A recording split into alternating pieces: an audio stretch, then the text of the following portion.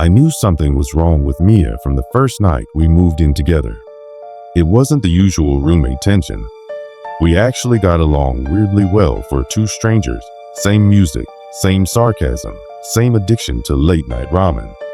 We met in a Facebook sublet group. I needed a place fast after my breakup, and she needed help covering rent. Simple. The apartment was old but clean. 3rd floor. Windows that rattled. A view of the back alley that always smelled like wet cardboard. Nothing special, but it felt safe enough. That first night, I woke up around 3 a.m. to the sound of Mia whispering. At first, I thought she was on a call, but her room was dark. No light under the door, no glow from a screen. Just her voice. Low, urgent, like she was pleading. I pressed my ear to the wall, and then it stopped. The next morning, I joked about her talking in her sleep.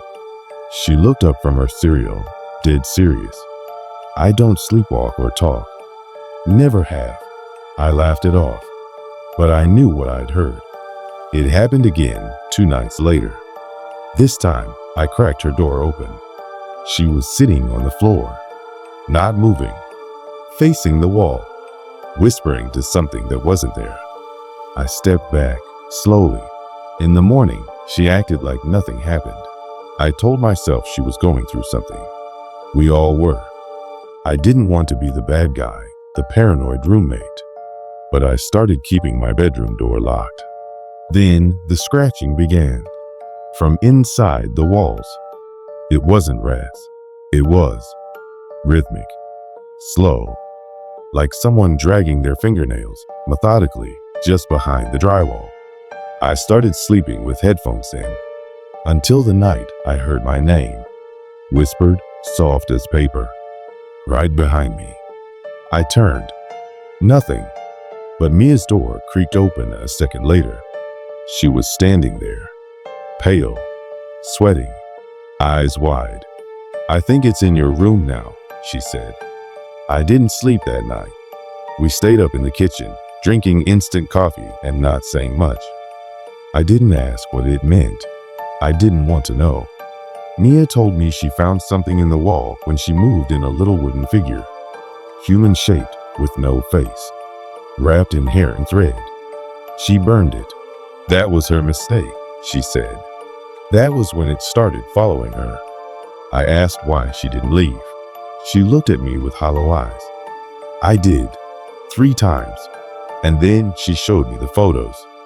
Different apartments, different cities, same figure, sitting on the floor, always in the corner, always facing the wall. I moved out the next morning. I didn't tell her. I just packed what I could and left while she was at work. I blocked her number, changed mine, moved in with my cousin across town. He thought I was being dramatic. Maybe I was, but fear makes you selfish. And for a few days, I thought it was over, until I opened my closet and found the wooden figure, wrapped in hair, sitting in the corner, facing the wall. I burned it. I wish I hadn't. That night, the scratching came back. Every night after, just behind the walls. It was getting bolder, closer. One night, the closet door creaked open on its own. I stopped sleeping. My cousin noticed. He joked I looked like I was detoxing. I didn't correct him. I tried calling Mia, but her number was disconnected. I found her Facebook deactivated. I searched her name on Instagram, Twitter. Nothing. It was like she vanished. Then, a week later, I found a note slipped under my door.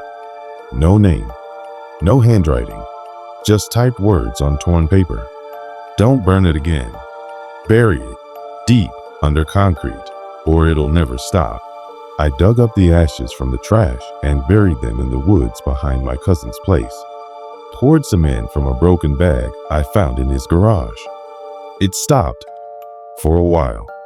Then, one night, I woke up to a smell. Burnt wood, singed hair. I ran to the closet. Empty, but the smell lingered. Then the scratching came back. Only now it wasn't behind the walls. It was under the bed. I checked. Nothing, but the scratching came every night. From somewhere new, inside the dresser, behind the mirror, the drain. My cousin said he started hearing it too. I didn't tell him why. I moved out again, found a studio, top floor, no roommates, concrete walls, no corners. But then the dream started. The figure, standing in the corner, faceless, wrapped in thread, mouth sewn shut. Every dream, it got closer, until I woke up one night to the sound of whispering, not outside me, from inside my head. I couldn't eat, couldn't think. I started recording everything, audio, video, hoping to catch proof. But it never showed up on tape, just silence or static. Then I started seeing it during the day, in reflections, in windows, in the corner of my eyes, always just standing, always closer. One night, I snapped, took a sledgehammer to the walls, tore up the floorboards. Neighbors called the landlord. I got evicted. I stayed in a motel next. Cheap, dusty, but quiet. No scratching, no figure. Until I turned on the TV, and there it was, on the screen. Not part of the show, just sitting in the corner of every channel, every frame. I smashed the TV. Next night, it whispered to me again, "I know your name." That's when it changed. Now, I wasn't just seeing it. I was dreaming in its voice, feeling it crawl behind my eyes. My skin itched like thread was being sewn into me. I went to a priest. He told me it sounded like a tulpa, a thought form, something fed by belief. "You must stop acknowledging it," he said. "Deny it. Starve it." So I tried, but it knew I was lying. Every time I denied it, it grew louder, faster, hungrier. And then one day, I received a letter. No return address. Inside, a single photo. Mia, on a hospital bed, mouth sewn shut, eyes wide open. In the corner of the room, the figure, closer now. Its face no longer blank. It was my face. I don't know how long I have. I don't know if this will help anyone. But if you're reading this and you see a small, faceless wooden figure wrapped in hair and thread, don't touch it. Don't burn it. Don't even look at it. Walk away. Because once it knows your name, it never lets go.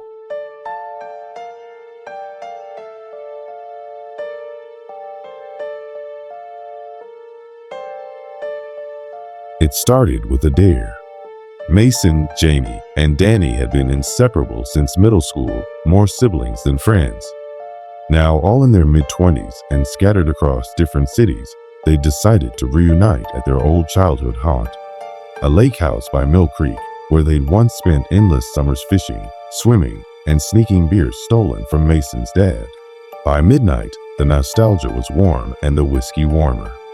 That's when Jamie brought it up. "Remember the mirror game?" she asked, half laughing, half serious.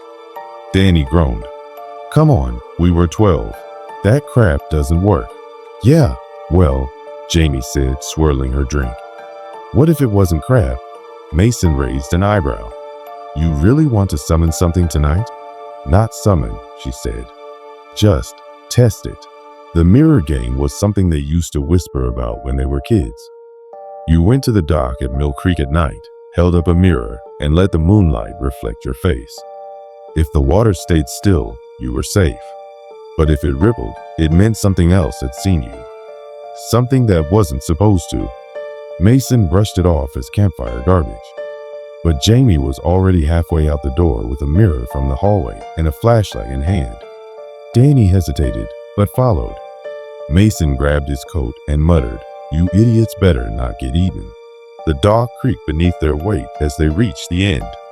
The water was perfectly still. No frogs, no wind, No sound. Jamie went first. She sat on the edge, held the mirror just right so the moonlight bounced her face back toward her. Nothing. Danny tried next. Same result. Then Mason. He rolled his eyes, lifted the mirror, and stared into it. That's when the water rippled. Just once. Just a little. But the three of them froze. "Did you see that?" Danny whispered. Jamie leaned over. "Could have been a fish." "No fish swims in perfect circles," Mason said. The ripple had been a slow, unnatural ring, like something had pressed up against the water from beneath. They all stared down. The lake stared back. Nothing else happened. After a few tense moments, they laughed it off. Tossed pebbles. Joked. The tension broke. They went back to the house and fell asleep in a tangle of sleeping bags and couch cushions. Mason woke up first. He was thirsty. The house was quiet, still dark. He wandered into the kitchen, grabbed a glass, and turned to the sink. In the window above it, his reflection stared back. But it wasn't quite right. The lighting was wrong. The background wasn't the kitchen, it was the dock. And the face looking at him was pale, swollen, and soaking wet, like something that had drowned. He blinked. The image was gone. He didn't mention it the next morning, but he didn't go near the lake again either. That day, Danny swore she kept hearing footsteps on the dock when no one was outside. Jamie found fish bones arranged in perfect circles at the foot of the stairs. And Mason? He stopped sleeping altogether. He started seeing it everywhere, in mirrors, in windows, even in puddles.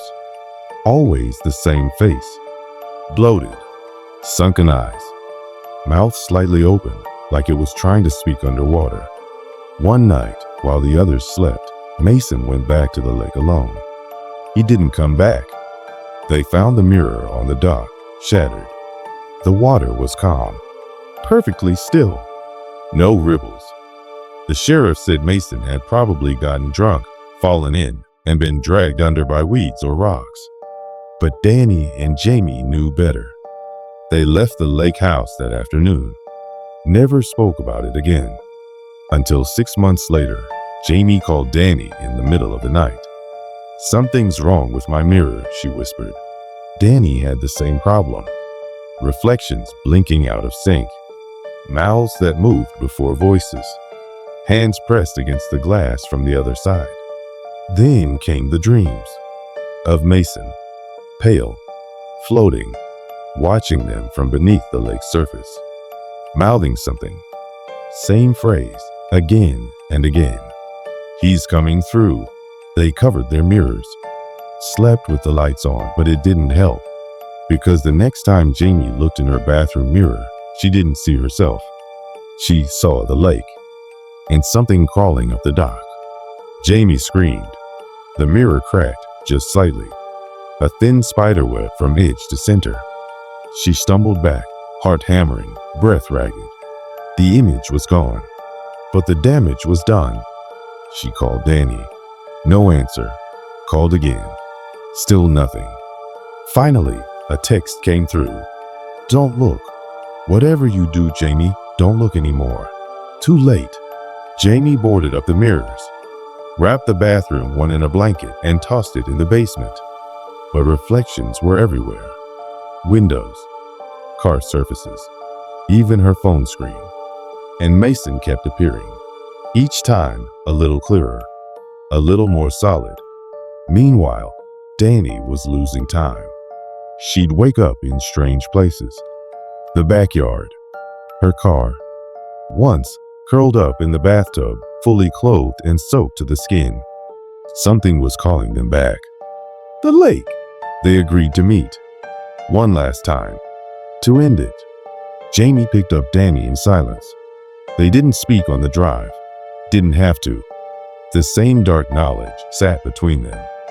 At the lake house, the dock was as they left it. Old. Weathered. Quiet.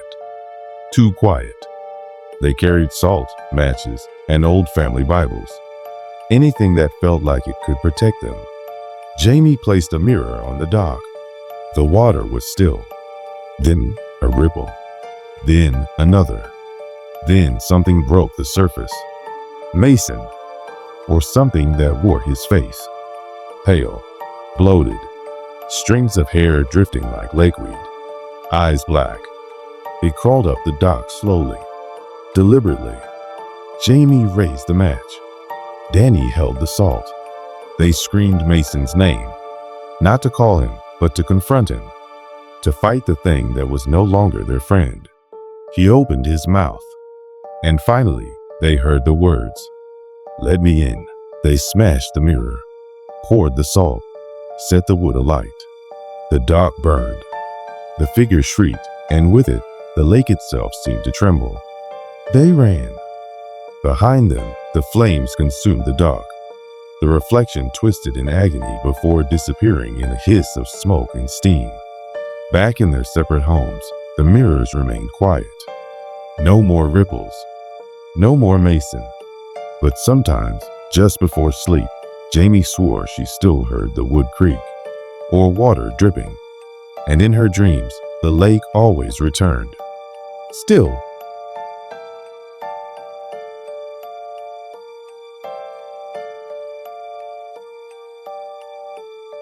I don't talk about this night often. It's one of those memories that feels heavier every time I try to describe it, like I'm dragging it back into reality just by saying it out loud. It happened last December. I was driving home from my sister's place late after dinner ran long. She lives in a quiet rural town in Oregon, nothing but farmland and woods once you leave the neighborhood lights. I'd driven that road a dozen times. Nothing about it ever scared me before. That night, it was unusually foggy, the kind that swallows the world whole. I could barely see beyond 10 feet in front of me. My high beams only made it worse. Everything looked like the inside of a cloud. I slowed down, radio off, phone in the cup holder. No distractions. I was just crawling through the dark with my hands at 10 and 2, eyes flicking between the road and the trees lining it. That's when I saw him. Just ahead, on the right shoulder, a man, standing, still. His shape emerged from the fog like he'd been sketched in charcoal and left unfinished. Tall, wearing a long coat, no bag, no flashlight, nothing to suggest he'd broken down or needed help. Just standing there, facing the road, as if he were waiting. I slowed to a near stop as I passed. His face turned toward me, but his eyes, they weren't right. I can't explain how I knew from just a glimpse, but they didn't seem human. Too wide, too dark, like there was no end to them, no light that could ever reflect back. I kept driving, faster now. Something about him lit up every nerve in my body. Not because he was doing anything, but because he wasn't. He didn't flinch, didn't react, just watched me as I passed. 2 minutes later, my heart was still thudding like I'd run a mile. I kept checking the rearview mirror. Nothing. Until I looked ahead again and saw him. Same man, same coat, standing on the left side of the road this time, closer than before. I hit the brakes, tires skidding just a little on the wet pavement. My headlights caught him full on now, and I swear to you, I'd never seen him move. He hadn't passed me. I never saw another car. No shortcut, but there he was, facing me, eyes locked on mine. And he smiled. Not a friendly smile, not even a threatening one. Just wide, too wide, like his mouth didn't understand how far it was supposed to stretch. I backed up, hard. I don't even know why, just pure reflex. Then I turned onto a gravel pull-off and gunned it back toward my sister's town. No way was I going to keep driving into whatever this was. When I got back to her place, she was surprised. I made up a story about my engine light flashing. I didn't tell her the real reason until a week later. She went quiet when I finally explained. Then she said, "You're not the first." She told me a story from when she was 17. One foggy night after a bonfire party, a boy from her high school crashed his car. He was found miles from the crash site, No injuries, no memory of walking. Just kept repeating, the man in the fog, over and over.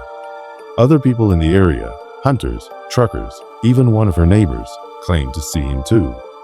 Always the same, motionless, appearing in front of you, even if you swear you just passed him. Some say if you stop and talk to him, he disappears. Some say you disappear. I tried to forget about it. I failed. 3 weeks later, I drove back through that stretch of road. Midday this time. Clear sky. No fog. I went slow, half hoping to prove to myself it was just a stress hallucination. Just nerves. Maybe even a dream. But as I rounded the last curve before the woods opened up, I saw something on the shoulder. A coat! Dark, heavy, draped over a wooden fence post. Like someone had left it there for later. There was nothing else around. I didn't stop. I didn't get out. I kept driving, but in the rearview mirror, just before the bend in the road swallowed it up. I swear I saw someone reach for it. And I haven't taken that road since. I don't think he walks through fog anymore. I think he walks through memory. He waits in the places you felt safest. And now that I've seen him, I think he's waiting for me again.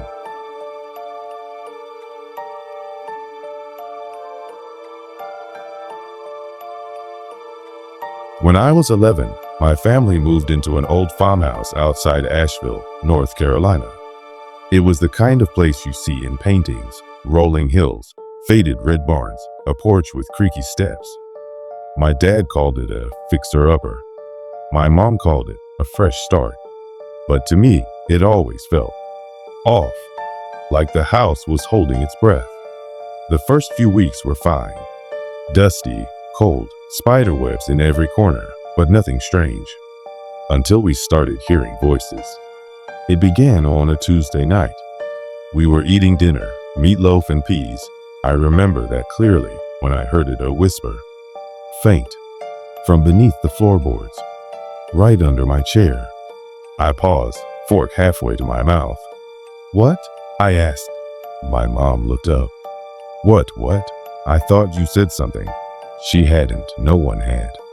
I let it go. Maybe it was the old pipes. But the next night, it came again. And this time, I wasn't the only one who heard it. My younger sister, Maddie, dropped her glass. It shattered on the floor. Her face had gone pale. Someone said my name, she whispered. My dad froze mid-chew. My mom tried to play it off. It's just an old house, but even she sounded unsure. The whispers kept coming. Always at night, always from under the floor. Sometimes low and urgent, like they were arguing. Sometimes gentle, like lullabies. But never loud, never clear enough to fully understand. I started sleeping with my light on. One night, I got brave, or stupid. I lay on my bedroom floor, pressed my ear to the boards. I heard breathing. Slow, rhythmic, like someone was down there, just lying still. I jumped back so hard I hit my nightstand. The basement was directly beneath my room. I begged my dad to check it.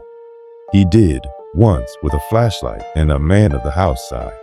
Said it was empty, just concrete, dust, and cobwebs. But I didn't believe him. A week later, things escalated. Maddie started talking to someone in her room. Not just play pretend. Full conversations. Whispered. Serious. My mom found her one morning with dirt under her fingernails. Said she'd been digging for the voice. Said the girl under the floor wanted out. My mom cried that night. My dad said it was just stress. But then Maddie disappeared. Gone. No sign of forced entry. No broken windows. The front door was still locked from the inside. Just gone. They searched the woods, put up posters. Police came. Neighbors prayed. Nothing. Then, 2 nights later, I heard her voice. Under my floor. Jake, she whispered. It's okay now. Come down. It's warm here. I lost it. screamed loud enough to wake the house. My parents rushed in. I told them what I heard. My dad's hands shook. The next morning, he ripped up the floorboards in my room, and he found something. A hatch, sealed shut with rusted nails and layers of old paint. It took him an hour to pry it open. The ladder led into a second, hidden basement, one that wasn't on the blueprints. It was made of stone, cold, damp, almost like a cellar. The air was raw, thick and stale, like breathing through cloth. My dad went down with a flashlight. I waited at the top, heart punching my ribs. Then he called for my mom. I wasn't allowed down there, but I saw enough when they came back up. Bones, small ones, in piles, and old toys, faded dolls, stuffed animals, a rattle. There had been children down there, a lot of them. Maddie wasn't one of them. But the police found something else. A journal, water damaged, barely legible, but enough remained. It belonged to a man named Elijah Griggs. Lived in the house nearly 100 years ago. Never married. Worked as a school teacher.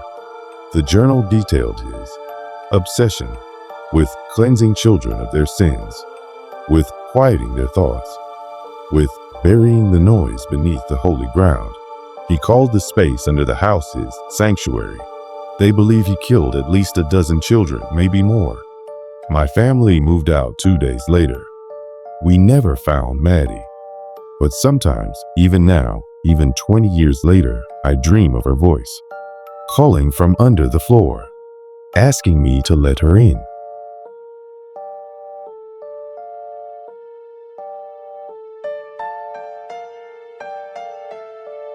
When I first moved into the old apartment on Pinecrest Avenue, I didn't notice anything strange. It was quiet, cheap, the kind of place where the wallpaper peeled in slow curls and the plumbing clanged like an old man coughing in the walls. I wasn't picky. After my last breakup, I just wanted somewhere to be alone. The first night, I noticed the silence. Not peaceful silence, empty silence. The kind that feels too still, like something's listening. I unpacked a few boxes, ordered some Chinese food, and watched reruns on my laptop until I fell asleep on the couch. Around 3 a.m., I woke up, dry mouth, light headache, and the distinct feeling that I wasn't alone. I sat up. The room looked normal, but the air felt full, thick, like something invisible was pressing down on the furniture. Then I heard it. A breath, not mine, long, wet, just behind me. I turned fast. No one. Just the kitchen. Empty. I told myself it was the pipes. Old buildings made noise. I went back to sleep. But the next night, it happened again. This time, I was in bed, half asleep, half in a dream, when I heard the slow inhale, and then an even slower exhale, right next to my ear. I jolted upright. Lights on. No one there. I was shaking. I left the light on that night. By the third night, it wasn't just the breathing. It was footsteps. Soft, careful, like someone trying not to wake me. The hallway floorboards creaked, one by one. I sat in bed, frozen, watching the crack under my door. A shadow passed across it, stopped, then moved on. I called the landlord the next morning. Anyone ever complain about strange noises in this unit? I asked. He sighed. Not since the last guy. What happened to him? He moved out. Real sudden. Left most of his stuff. Said the place was too alive. Whatever that means. I tried to laugh it off, but my skin prickled. That night, I stayed up. I sat on the couch, lights off, waiting. Around 2:50 a.m., I heard it again. The breathing. Closer. Then the doorknob to my bedroom slowly turned. I hadn't closed the door. I had left it wide open. I was sure of it. But now, it creaked open on its own. And standing there, a man. No, not quite a man. He was tall, impossibly tall. His head scraped the top of the doorframe. His skin was ashen, stretched thin across sharp bones. His eyes were empty. Not black, just not there. Like two holes carved into his face. And he was breathing. Loud, purposeful. Each inhale like a growl. Each exhale like a death rattle. I didn't scream. I couldn't. I stared. Paralyzed. He stepped forward. One long stride into the living room. And then he crouched. Slowly. Right in front of me. So close I could smell it. Wet earth and mildew and something rotten. He tilted his head, studying me like a spider might look at a fly. Then he whispered, "You moved into me." "What?" I croaked. "This room, my lungs, my skin. This place breathes because I am." I stumbled backward, heart hammering, grabbing the nearest thing, a lamp, and threw it at him. It passed through. He was gone. The lamp shattered against the wall. I left that night, drove to my sister's house, slept on her floor for 2 weeks. When I finally returned to get the rest of my stuff, I brought a friend. The place smelled awful, moldy, like a cellar that had never been aired. As we packed boxes, my friend paused. "Did you leave that there?" he asked. I looked. On the living room wall, written in something dark and dry, were 4 words. "This place needs breath." I didn't reply. We left without finishing. The landlord kept my deposit, but I never went back.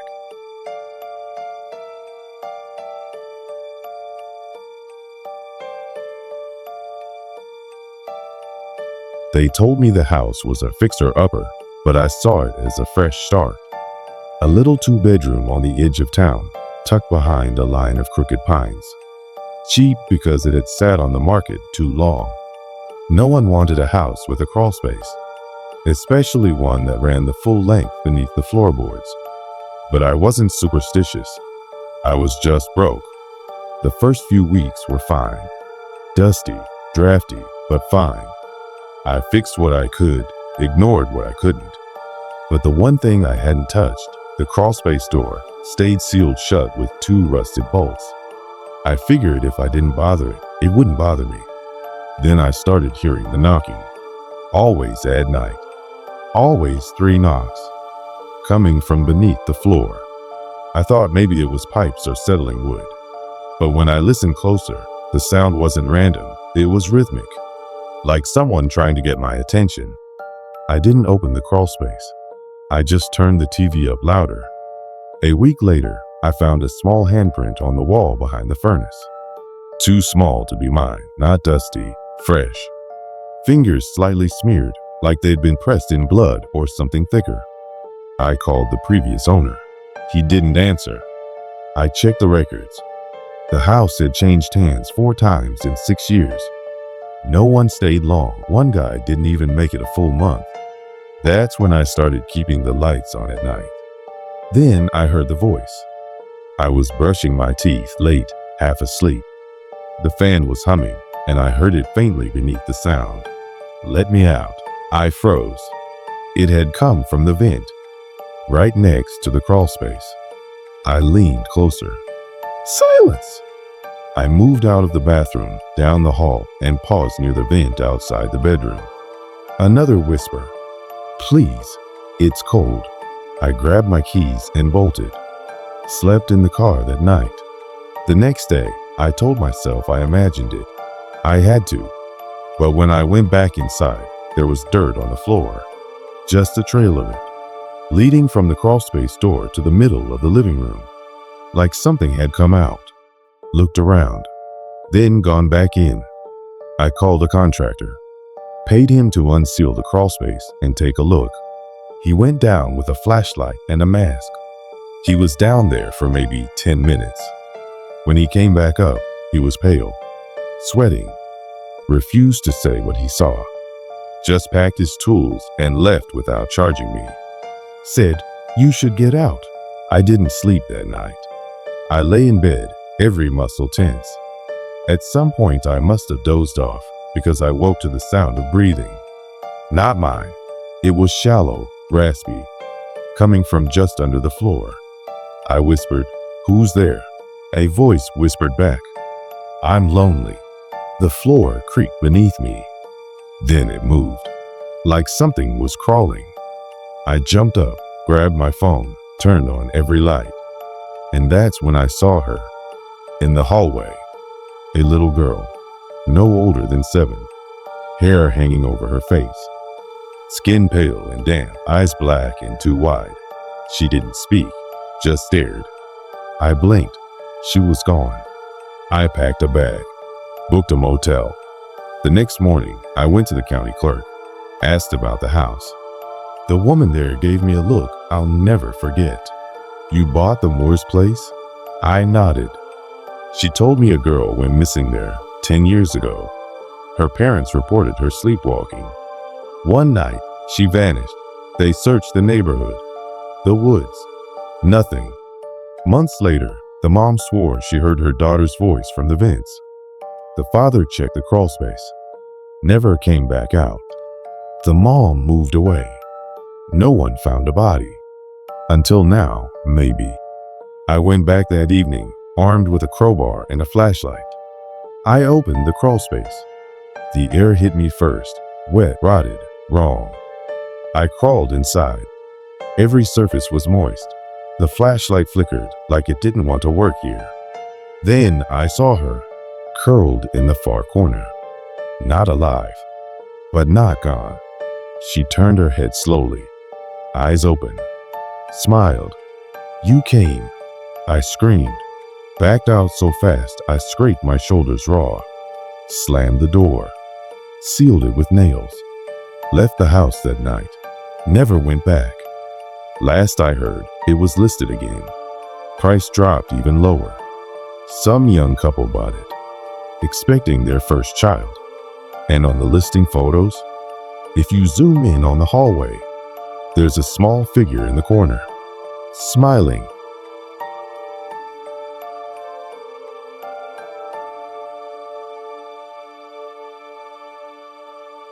I used to work night shifts as a gas station clerk off Route 46 in rural Pennsylvania. One of those 24-hour places where the only light for miles is the buzzing glow of flickering overhead fluorescence. Nothing but pine trees and blacktop beyond the pumps. My coworkers joked about graveyard duty being cursed. Said weird stuff happened after 2 a.m. I didn't believe it until the night I saw the man in the silver mask. It was late November. Cold, bone-stiffening cold. The kind that bites through jackets and settles deep in your spine. Business was dead. I sat behind the counter with my boots up, flipping through a dog-eared mystery novel, trying to stay awake. At exactly 2:17 a.m., the bell above the door rang. I looked up. No one, no footsteps, no wind, just the bell, swinging like someone had walked in. I stood up, scanned the store, aisles of snacks, a soda cooler humming, the glow of the security monitors. Nothing. I stepped outside. The lot was empty. Not even a car at the pumps. "Hello?" I called. Only the wind answered. I chalked it up to faulty wiring or maybe a shift in pressure, shrugged, and went back inside. Then, on the monitor, I saw him. A man standing at pump 4. I swear he hadn't been there seconds ago. He wore a long black coat and a silver mask, one of those old plague doctor types, like a bird's beak, polished to a mirror shine. No car. Just standing, perfectly still, staring at the building. I checked the lot again. No one. But on the monitor, he was still there. I froze. My skin went cold under my uniform. I reached under the counter for the panic button, just in case. I blinked, and the man was at the door. No footsteps. No sound. Just there. He didn't open it. Just pressed one gloved hand against the glass. I didn't move. Neither did he. Then he turned his head slightly, tilting it like he was studying me. Like I was prey. The bell didn't ring, but suddenly he was inside. I swear I never looked away. I didn't blink. The door never opened. He was just in. He walked slowly, boots silent on the tiles, head turning left and right, as if inspecting the shelves. Still wearing the silver mask. I tried to speak. "Can I help you?" He didn't respond. Then he moved to the coffee machine, poured himself a cup, didn't remove the mask, just stood there, holding it. And then he said, without moving his mouth, "You always leave the lights on in your bedroom." My heart stopped. "You leave your window cracked," he said, "even when it rains." I backed away, hand fumbling for my phone. No signal. "Of course. Don't be afraid," he said. "You've already invited me in. What do you want?" I whispered. "To remind you," he said, "that all things watched are watching back."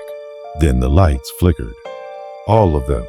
Off, on, off again. When they came back, he was gone. No sign of the door opening, no footsteps, nothing on the floor. But the coffee was still there, steaming. I checked the cameras, rewound the footage. There was nothing. No man. No silver mask. Just static. A minute of pure white noise. The manager didn't believe me, said I must have fallen asleep. But that night, when I got home, my window was open, and on my kitchen table was a used coffee cup, still warm.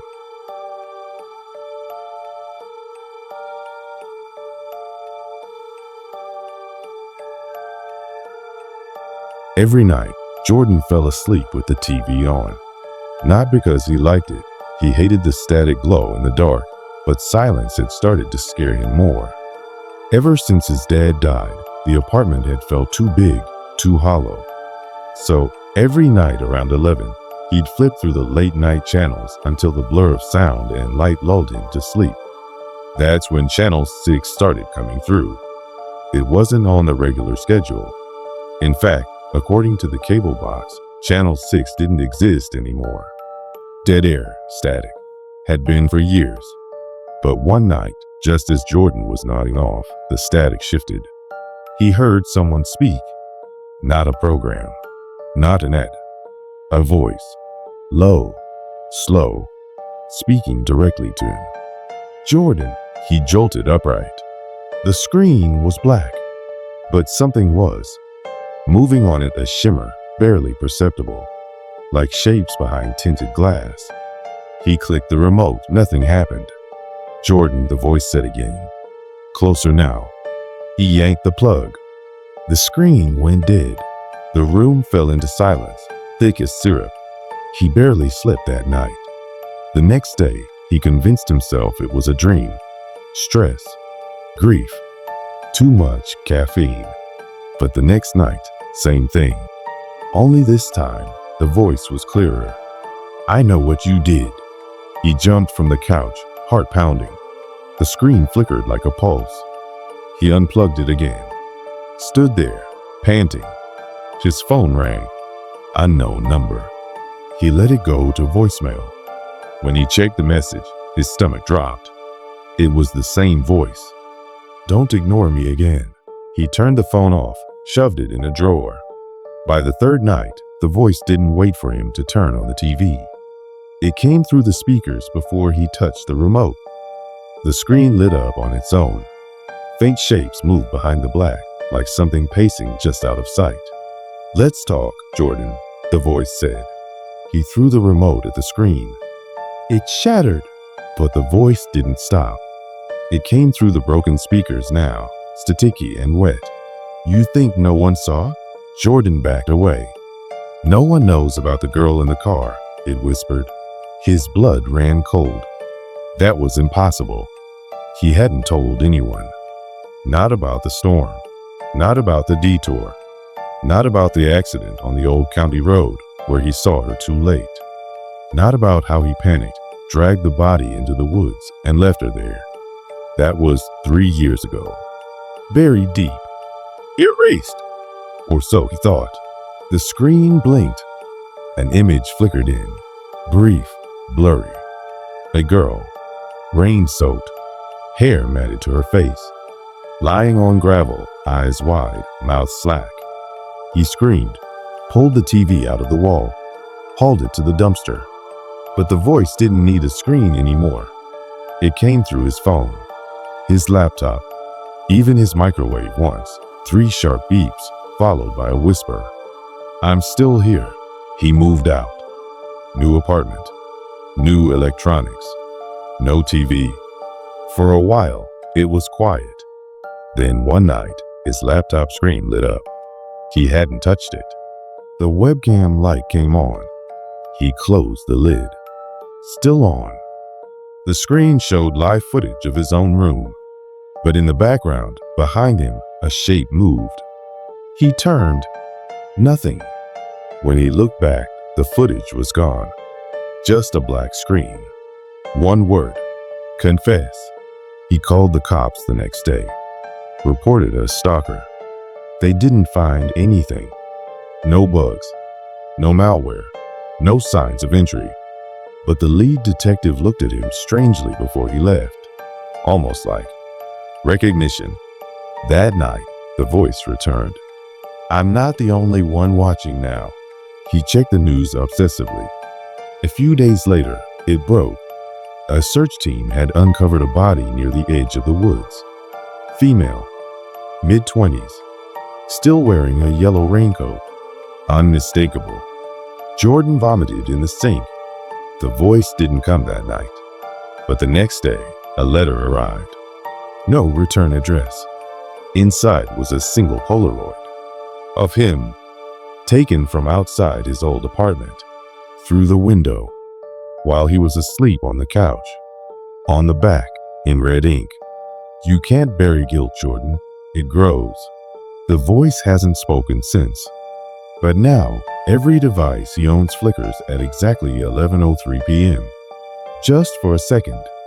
Black screen, then static, then her face, mouth open, screaming.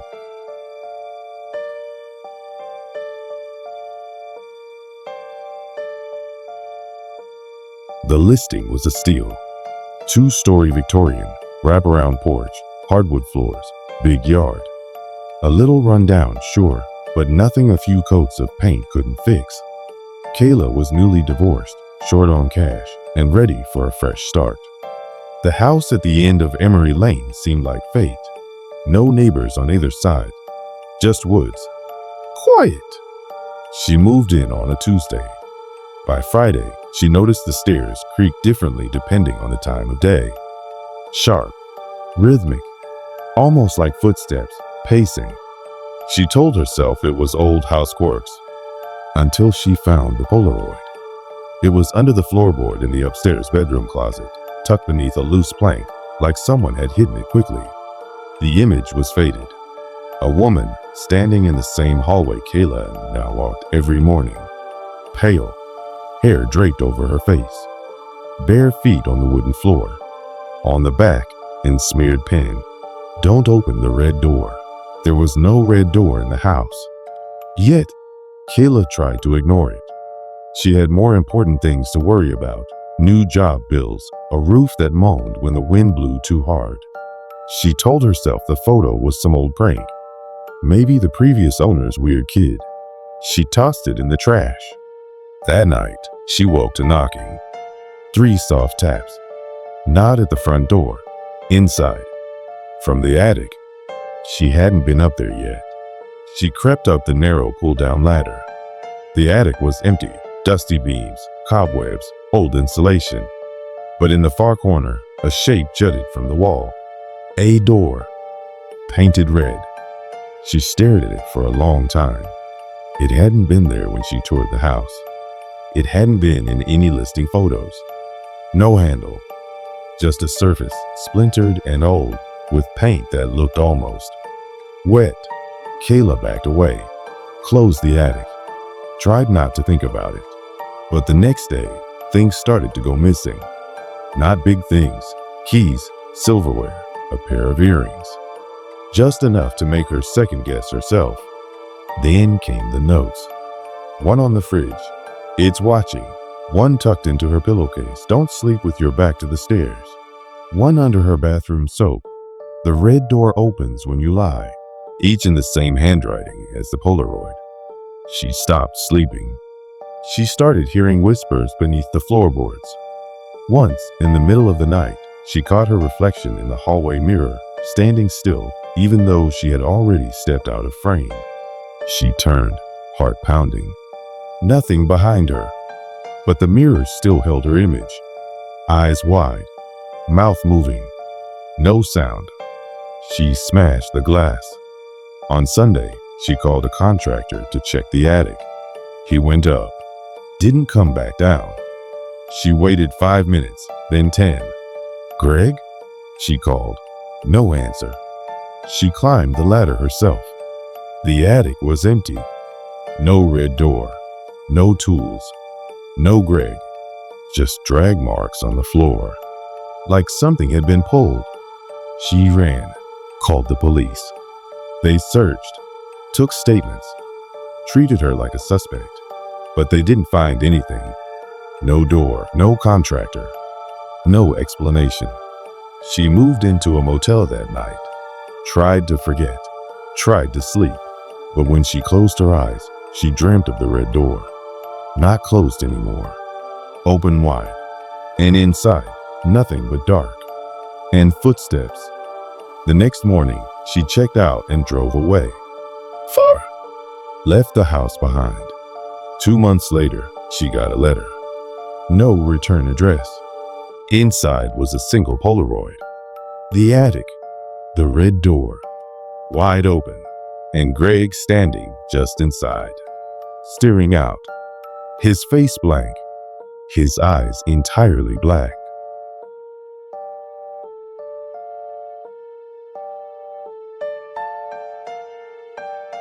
Sam had lived alone for almost 2 years, ever since Aaron passed. They'd only been married a little over a year when the cancer came, vicious, fast, and final. Since then, Sam hadn't touched her side of the closet. Her books still lined the shelves. He still used her favorite mug, still listened to her playlists when the silence became unbearable. It was grief, sure, but it was also love. The house was all they had built together, and he couldn't leave it. Not yet. But lately, something about the house had changed. It started with the voice. Soft at first, too faint to be sure. A whisper, a breath. Sam would be washing dishes, and he'd hear it behind him, like someone saying his name in the gentlest way, like Aaron used to. Sam! The first time, he dropped a plate. He stood there, heart pounding, not daring to turn around. He thought he was losing it. But it happened again the next night. And again the night after that. Always when the house was quiet. Always when he wasn't expecting it. He started leaving the radio on at night. It didn't help. One evening, while folding laundry, he heard it more clearly. This time, not just his name. "I miss you." He froze. The voice was unmistakable. It was Erin's. Not a recording. Not a hallucination. It was her. Perfect. Familiar. The way she sounded when she used to lay beside him in bed and tell him everything would be okay. He wept on the floor for an hour. That night, he sat in silence and waited. "Aaron?" he whispered, and the voice came back, just beyond the walls. "Yes." He began speaking to her every night after that, asking her questions, telling her about his day, listening to her soft, impossible replies. No one else heard her. Of course they didn't. They'd think he'd lost it. But he knew what grief hallucinations felt like. This was different. This was real. One night, the voice changed. Still Erin's, but slower, hollow. When he asked how she was, she didn't answer right away. Then, not much time left. "What do you mean?" "The cracks are thinning." He didn't sleep that night. He stared at the walls, the ceiling, the corners of the house, looking for cracks, gaps, anything. He found none, but the air felt heavier, like it was bending around something invisible. The next evening, her voice came again, closer, sharper. more urgent. Help me. He stood by the living room wall, palms pressed flat. Where are you? Here, she whispered. Behind. The drywall trembled beneath his touch. He got a hammer. He hesitated only once, then punched a hole through the wall. Dust exploded out. Wood splinters. Plaster. Behind it, empty space. A dark cavity where insulation should have been. And then, face. Not Aaron's. Pale. Hollow-eyed. Mouth open wider than humanly possible. It screamed, but there was no sound. He stumbled back. The face vanished. Silence returned. He sealed the wall. But Aaron's voice didn't come again. Instead, something else did. Different voice. Male, deep and gravelly. You let it in. Sam started seeing shadows. On the edge of mirrors.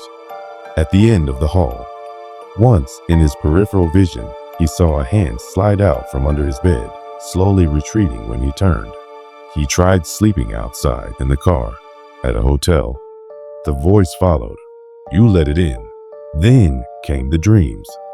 Not of Aaron. Of something else. A place full of teeth. Of wet breath. Of walls that pulsed like skin. Each night, it grew closer. Each morning, his house felt colder. Things began to move. Chairs dragged across the floor. Doors opened by themselves. The lights flickered even during the day. He couldn't speak to anyone about it. Who would believe him? One night, while staring at Erin's photo, he heard her again. Faint. Weak. Like a transmission through static. Don't trust. Not me. Not anymore. And then screaming. Sam smashed the photo. Smashed the walls. Smashed the mug she used to drink from. But nothing changed. Whatever he let in, it had rooted itself. Feeding on his loneliness. Pretending. Mimicking. He left the house on a Wednesday. Never went back. It was sold months later. To a couple. Young. Newly married. Just like Sam and Aaron had been. They moved in on a bright spring morning. By nightfall, the husband stood in the bedroom doorway, staring at the wall. His wife called to him, confused. He turned to her, face pale. There's a woman, he said. She's trapped inside. She knows my name. But it didn't stop there. 3 nights later, the wife began waking up at exactly 3:17 a.m. every night. At first, it was small things. The feeling of someone breathing behind her. The faint sound of whispering when the air conditioner kicked in. And then one morning, she woke to find a handprint on the inside of the bathroom mirror. Too high to be hers. Too large to be her husband's. They installed cameras. Motion sensors. Night lights in every hallway. But the things they recorded made no sense. Footsteps echoing through empty rooms. Doors opening with no one nearby.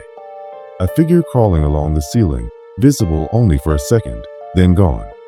The husband began talking to someone late at night, alone in the dark. His wife would wake and find him whispering into the walls. She says she's cold, he told her. She says the house is eating her.